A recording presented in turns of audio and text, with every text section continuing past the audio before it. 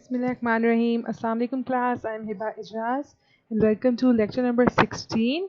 Today we will continue our chapter number 3. हमें last इसके दो टॉपिक्स पढ़ने हैं जो कि हमारे पास हैं CISC and RISC architecture and the second one is Intel and AMD processor. ठीक, तो पहले हम लोग देखते हैं कि CISC और RISC architectures basically हैं क्या.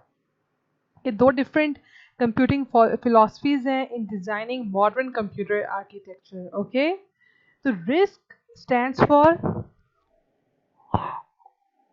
पहले हम रिस्क को देखते हैं. ठीक है, risk stands for reduced instruction set computer.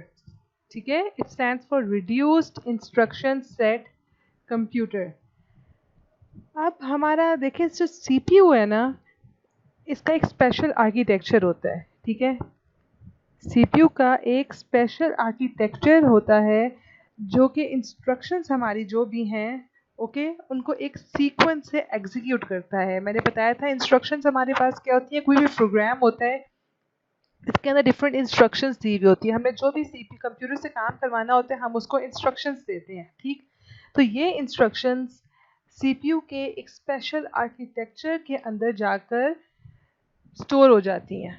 Okay, जिस और उस को हम लोग क्या कहते हैं, इंस्ट्रक्शन सेट आर्किटेक्चर, जो कि हमारी इंस्ट्रक्शंस को स्टोर करता है.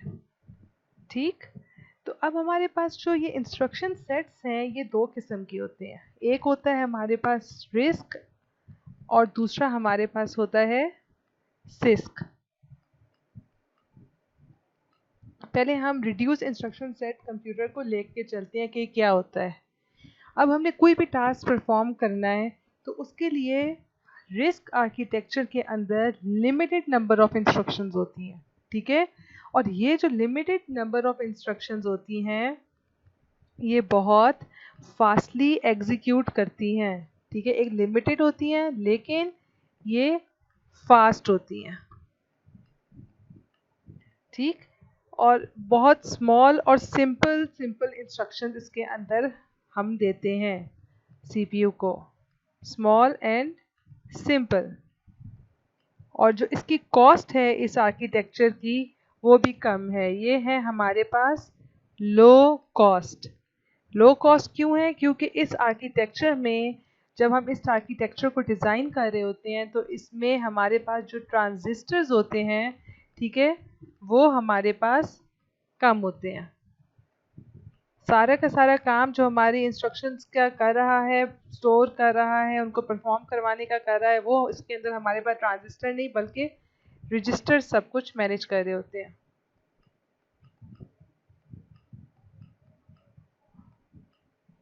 ओके, तो ये इस आर्किटेक्चर में, रिस्क आर्किटेक्चर में हमने जो भी टास्क परफॉर्म करवाना है उसके अंदर लिमिटेड नंबर ऑफ इंस्ट्रक्शंस होती हैं. ये इंस्ट्रक्शंस बहुत फास्ट होती हैं, स्मॉल एंड सिंपल होती हैं, लो इन कॉस्ट होता है ये आर्किटेक्चर, क्योंकि इस आर्किटेक्चर के अंदर, इस डिज़ाइन के अंदर हमारे पास जो ट्रांजिस्टर्स हैं वो कम हैं. ठीक है, इसमें रजिस्टर्स का मेन काम होता है. ओके, तो रजिस्टर्स मेमोरी का इंटरनल क्या किया जाता है. ठीक है, इस्तेमाल किया जाता है. ओके, तो इसके अंदर रिस्क आर्किटेक्चर के अंदर अगर हमने कोई भी चीज़ को स्टोर करवाना है, कोई भी हमारा फिगर है, कोई हमें दो नंबर्स को स्टोर करवाना है तो उनको हम लोग रजिस्टर में स्टोर करवाते हैं. फॉर एग्जांपल एक ए रजिस्टर है, एक बी रजिस्टर है, तो जितने का स्टोरेज होगा हमारा रजिस्टर्स में होगा. ठीक है, सिस को हम बाद में देखेंगे सिस में कैसे स्टोर किया जाता है. एंड जो डाटा हमने यूज़ करना है, जो भी हमने काम करना है वो सारे के सारा इन रजिस्टर्स के अंदर काम होता है.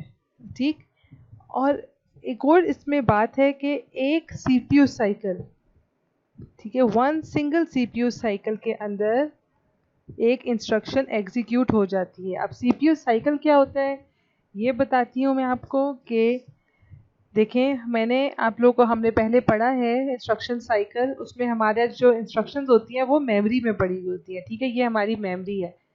हम क्या करते हैं, मेमोरी से फेच करते हैं इंस्ट्रक्शन को, ठीक, उसको देन डीकोड करते हैं एंड देन इंस्ट्रक्शन को प्रोसेस करते हैं, एग्जीक्यूट करते हैं. ठीक है, तो ये एक इंस्ट्रक्शन साइकिल होता है। बेसिक एक इंस्ट्रक्शन परफॉर्म होने के ये 3 स्टेप्स होते हैं।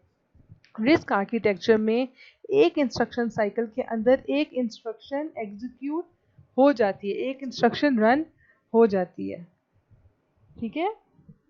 अब फॉर एग्जांपल हमने इसकी एक एग्जांपल लेते हैं रिस्क आर्किटेक्चर की, कि हमने अगर 2 नंबर को ऐड करना है तो रिस्क आर्किटेक्चर में कैसे हम लिखेंगे। पहले हम फर्स्ट नंबर को लोड करेंगे, ठीक है, किसी पॉइंट के ऊपर, देन सेकंड नंबर को लोड करेंगे, देन थर्ड नंबर को लोड करेंगे, ठीक है। फॉर एग्जांपल लोड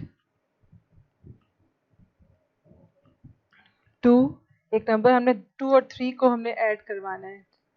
तो रिस्क आर्किटेक्चर के अंदर पहले उस नंबर को एक रजिस्टर के अंदर लोड किया जाएगा, ठीक है। रजिस्टर्स क्या होती हैं, सीपीयू के अंदर स्मॉल मेमोरी लोकेशंस होती हैं, ठीक है। देन 3 को एक और रजिस्टर जिसको हम लोग BX कह देते हैं उसके अंदर लोड किया जाएगा। फिर इन 2 नंबर्स की एडिशन परफॉर्म करवाई जाएगी, ये AX के अंदर जो चीज़ है और BX के अंदर जो चीज़ है उनको ऐड कर दो, एंड उसके बाद जाके हम कहेंगे कि इन दोनों की एडिशन अगर हमने C फॉर एग्जांपल C के अंदर स्टोर करवा रहे हैं, ठीक है, C is equal to A plus B, तो CX को प्रिंट करवा दो, ठीक है। अब देखें हमारे पास ये 4 इंस्ट्रक्शंस बनी है, 4 डिफरेंट स्टेप्स बने हैं 2 नंबर को ऐड करवाने के लिए, लेकिन हर स्टेप वेल डिफाइंड है, ठीक है, कि पहले लोड कराना है, देन दूसरे नंबर को लोड करवाना है, फिर ऐड करवाना है और फिर प्रिंट करवाना है। तो ये इंस्ट्रक्शन एक इंस्ट्रक्शन साइकिल के अंदर एग्जीक्यूट हो जाएगी और स्टेप बाय स्टेप इसमें प्रोसेस बताया हुआ है रिस्क आर्किटेक्चर में कि किस तरह रिस्क आर्किटेक्चर में इंस्ट्रक्शन काम करती है। हर इंस्ट्रक्शन को हम लोग इंडिपेंडेंटली देखें डिफाइन कर रहे हैं, अपने सारे स्टेप्स को डिफाइन कर रहे हैं, ठीक है। तो अब यहाँ पे जो हमारे पास ऐड में लिख रही हूँ, लोड लिख रही हूँ, इनके बेसिकली बैक एंड पे इनका कोड होता है, हमने ये पढ़ा था। इंस्ट्रक्शन के 2 पार्ट्स होते हैं, उसके अंदर एक पार्ट होता है ऑपरेंड का और दूसरा पार्ट होता है ऑपरेटर्स का, ठीक है। सॉरी, एक पार्ट होता है ओपी कोड का और दूसरा होता है ऑपरेंड का। तो ये वाला पार्ट किसका था, ओपी कोड का था, और नेक्स्ट पार्ट किसका था, ऑपरेंड्स का था, ओके। और ये ऑपरेंड्स हमारे आर्किटेक्चर के अंदर हार्ड वाइड हुए हुए होते हैं, डिफाइन हुए हुए होते हैं, ठीक है। अगर हमारे पास अगर लिखा हुआ है 101, इसका मतलब है कि ये एक ऑपरेंड है जिसको हमने ऐड करना है, ओके। अगर हमारे पास कुछ और लिखा हुआ है लाइक 110 लिखा हुआ है तो वो हमारे आर्किटेक्चर को पता है कि ये सब्ट्रैक्शन का कोड है, ये सब्ट्रैक्शन का ओपी कोड है, ओके। तो अब हम लोग रिस्क आर्किटेक्चर्स कहाँ यूज़ करते हैं, हम स्मॉल डिवाइसेस में रिस्क आर्किटेक्चर्स को यूज़ करते हैं, जैसे कि हमारे स्मार्टफोन्स हैं, हमारी टैबलेट्स हैं, हमारी स्मॉल डिवाइसेस कोई भी हो सकती हैं, ठीक है। अब यहाँ पे हमने बताया कि इसके अंदर क्या है, रिड्यूस्ड इंस्ट्रक्शंस है कंप्यूटर, ठीक है। इस आर्किटेक्चर के अंदर जो इंस्ट्रक्शंस हैं वो रिड्यूस्ड है, वो बहुत ही सिंपल और बेसिक जो इंस्ट्रक्शंस हमारे पास होती हैं वो इसके अंदर स्टोर हुई होती है। फॉर एग्जांपल हमने सिंपल काम लेने, एडिशन का काम लेना है, सब्ट्रैक्शन का हमने कोई लोड करवाना है, तो ये सारे के सारे जो बेसिक काम है वो हमारे रिड्यूस इंस्ट्रक्शन सेट कंप्यूटर के अंदर यूज़ होते हैं, ठीक है। ये सबसे इसका इम्पॉर्टेंट पॉइंट है कि इसके अंदर जो इंस्ट्रक्शंस हैं वो सिंपल इंस्ट्रक्शंस हैं और ये एक रजिस्टर बेस्ड आर्किटेक्चर है, ठीक है। इसके अंदर हम लोग जो मेमोरी जो इस्तेमाल करते हैं वो रजिस्टर्स बेस्ड करते हैं, ठीक है। और ये काफ़ी फास्ट है, ओके, और ये इतना कॉम्प्लेक्स नहीं है, इसके अंदर इंस्ट्रक्शंस रिड्यूस्ड हैं और जितनी भी इंस्ट्रक्शंस हैं वो वेल डिफाइंड हमारे पास इंस्ट्रक्शंस होती हैं, स्टेप बाय स्टेप प्रोसेस उसमें बताया जाता है। नेक्स्ट हम देखते हैं कि सिस्क आर्किटेक्चर हमारे पास क्या होता है। CISC stands for Complex Instruction Set Computer. It is a traditional architecture of CPU that supports a wide range of instructions, a large variety of instructions. ठीक है। अब प्रोसेसर के ऊपर हम लोग जो बेस अपना आर्किटेक्चर इम्प्लीमेंट करते हैं वो हमारे पास होता है CISC आर्किटेक्चर, इसके अंदर लार्ज नंबर ऑफ, ये प्रोसेसर के ऊपर इम्प्लीमेंट होता है, ठीक है। प्रोसेसर जो कि हमारा सीपीयू जिसको हम कहते हैं, उसके ऊपर ये इम्प्लीमेंट होता है, ठीक है। इसमें क्या है, large variety of instruction, large number of instructions होती हैं जो कि प्रोसेसर के ऊपर इम्बेड कर दी जाती हैं। जब प्रोसेसर को बनाया जा रहा होता है, मैन्युफैक्चर कर किया जा रहा होता है, तो उस टाइम इन इंस्ट्रक्शंस को प्रोसेसर के ऊपर इंस्टॉल कर देते हैं, उनको इम्बेड कर देते हैं, ठीक है। इसलिए इस आर्किटेक्चर को हम लोग हार्डवेयर बेस्ड भी कहते हैं, क्योंकि ये इंस्ट्रक्शन इसके हार्डवेयर के ऊपर इम्बेड हुई हैं, ठीक है। अब इस आर्किटेक्चर के लिए हमें जो मेमोरी है वो ज़्यादा चाहिए, ठीक है। ये कॉस्टली भी होता है क्योंकि इसमें ट्रांजिस्टर्स का इस्तेमाल भी होता है। और मेमोरी ज़्यादा क्यों चाहिए, क्योंकि जितनी भी हमारी इंस्ट्रक्शंस हैं वो हम लोग मेमोरी में स्टोर करवाते हैं। रिस्क में हम लोग रजिस्टर्स में स्टोर करवा रहे थे, और इसके अंदर जो इंस्ट्रक्शन सेट है हमारा वो क्या है, कॉम्प्लेक्स है, ठीक। और एक इंस्ट्रक्शन को एग्जीक्यूट कराने के लिए जो हमने साइकिल होता है, फेच, डिकोड और एग्जीक्यूट, तो अगर हमने इसके अंदर एक इंस्ट्रक्शन सेट को एग्जीक्यूट कराना है तो एक साइकिल काफ़ी नहीं है, ठीक है, मल्टीपल साइकिल्स भी लग सकते हैं।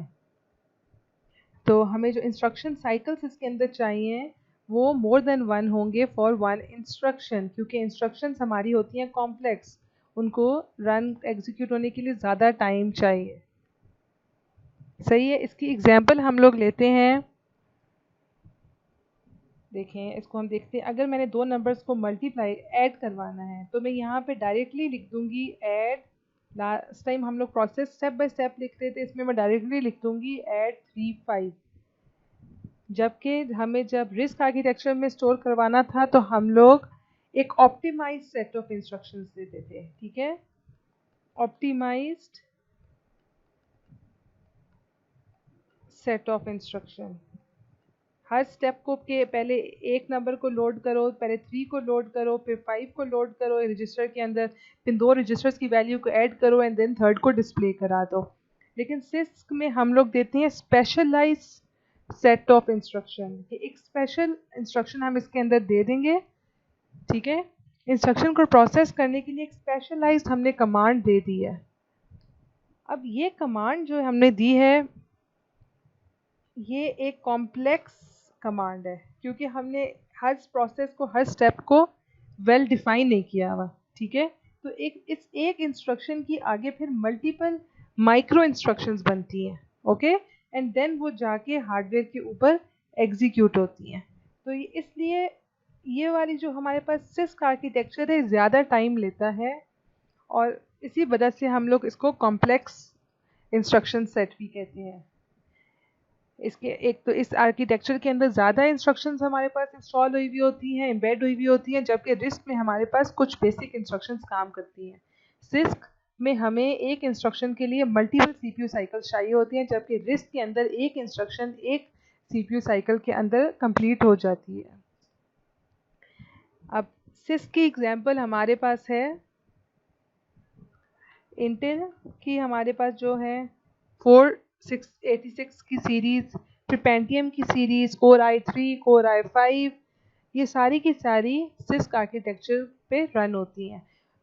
मैंने रिस्क का बताया था, रिस्क आर्किटेक्चर हमारे पास कम मेमोरी लेता है और हमारे जो छोटी डिवाइसेस हैं जैसे टैबलेट्स होगी, मोबाइल फ़ोन्स होंगे, उसके अंदर इंस्टॉल्ड होता है। जबकि हमारा जो सिस्क आर्किटेक्चर है ये बड़े साइज़ की जो मशीन है जैसे डेस्कटॉप कंप्यूटर्स हैं इनके ऊपर इम्प्लीमेंट हुआ होता है, ठीक है। आई होप रिस्क और सिस्क आर्किटेक्चर आप लोगों को अंडरस्टैंड आप लोगों ने कर लिया होगा।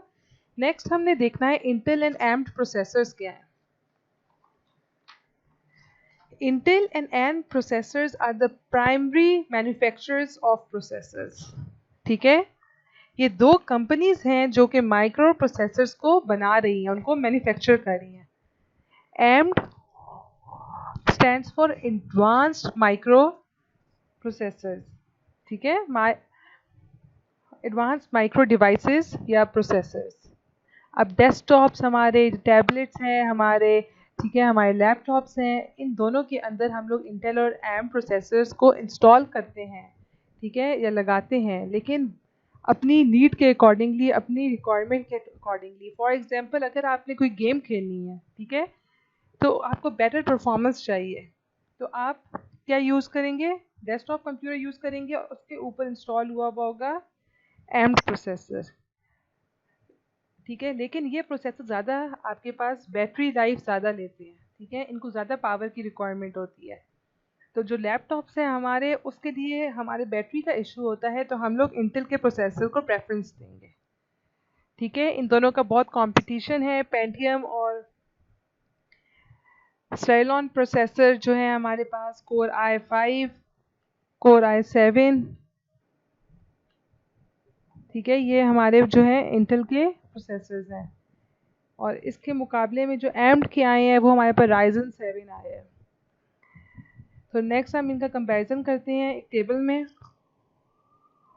सबसे पहले जो चीज़ हमारे पास यहाँ पे इंटेल का एक पेंटियम 4 को एज एन एग्जांपल लिया गया है और एम्ड के एथेरॉन प्रोसेसर को एज एन एग्जांपल लिया हुआ है, ठीक है। तो पहले हम लोग देखते हैं कि क्लॉक स्पीड में दोनों का क्या डिफरेंस है। क्लॉक स्पीड क्या होता है कि क्लॉक साइकिल कितने टाइम में कंप्लीट हो रहा है, ठीक है। Fetch, decode, execute instruction cycle था हमारा, वो एक क्लॉक साइकिल कितने टाइम पे एग्जीक्यूट हो रहा है, कितनी स्पीड में एग्जीक्यूट हो रहा है, उसको हम लोग कहते हैं क्लॉक स्पीड। बस विड्थ हमारी होती है कि इंस्ट्रक्शन या डाटा कम्युनिकेशन के लिए यूज़ होते हैं बसेस, हमने पढ़ा था, ठीक है, बिटवीन कंप्यूटर के डिफरेंट कंपोनेंट्स, कि अगर आपने डाटा को ट्रांसफ़र करना है, आपने कोई इंस्ट्रक्शन ट्रांसफ़र करनी है एक कंपोनेंट दूसरे कंपोनेंट तक, तो उसके लिए बसेस का इस्तेमाल किया जाता है। अब उस बस की विड्थ कितनी होगी, वो कितना डाटा अपने ऊपर लेके जा सकता है टाइम। फिर कैशे की हम लोग देखेंगे। कैशे क्या होती है? फास्ट मेमोरी होती है जो कि सीपीयू और मेन मेमोरी के दरमियान एग्जिस्ट करती है, ठीक है। एंड देन जितना कैशे का साइज़ बड़ा होगा उतना ही आपका प्रोसेसर फास्ट होगा। और आर्किटेक्चर हमने पढ़ा है कि सिस्क आर्किटेक्चर क्या होता है, रिस्क आर्किटेक्चर क्या होता है। आर्किटेक्चर बेसिकली होता क्या है, जैसे आप लोगों के घरों के आर्किटेक्चर होते हैं कि उनको किस तरह मैन्युफैक्चर किया गया है, इसके अंदर कौन कौन से कंपोनेंट्स हैं, किधर आप लोगों के किचन में क्या इंस्टॉल्ड है, आपके किचन किस जगह पे है। तो आर्किटेक्चर कंप्यूटर में भी यही है कि ये किस टाइप का आर्किटेक्चर है, इसमें क्या कंपोनेंट्स इंस्टॉल हुए हुए हैं, ठीक है। तो इन चार चीज़ों का हम लोग डिफ्रेंशिएट करते हैं। अब जो हमारे पास इंटेल है, ये इसकी जो क्लॉक स्पीड है वो ज़्यादा है, देखें 3 गीगाहर्ट्ज़ तक ये जा रहा है, जबकि एम्ड में हमारे पास कंपैरेटिवली कम है।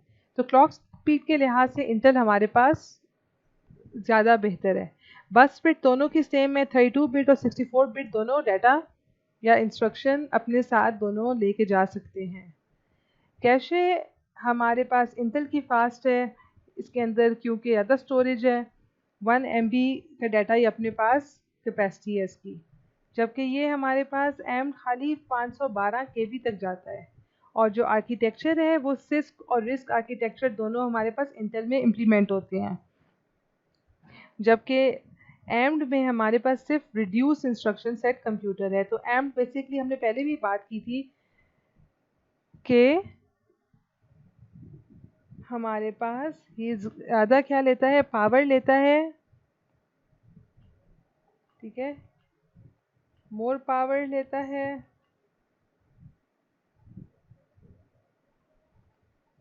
ओके। तो ये बहुत सिंपल से हैं, ये आप लोग ये कुछ ना कुछ याद करने वाला है। बेसिक कॉन्सेप्ट आप लोग को मैंने इसका दे दिया है, समझा दिया है कि बेसिकली ये चीज़ें हैं क्या। तो आप लोग एक बार इस टॉपिक से गो थ्रू हो, कुछ समझ ना आए तो मुझसे पूछें। And thank you so much. अल्लाह हाफिज़, टेक केयर।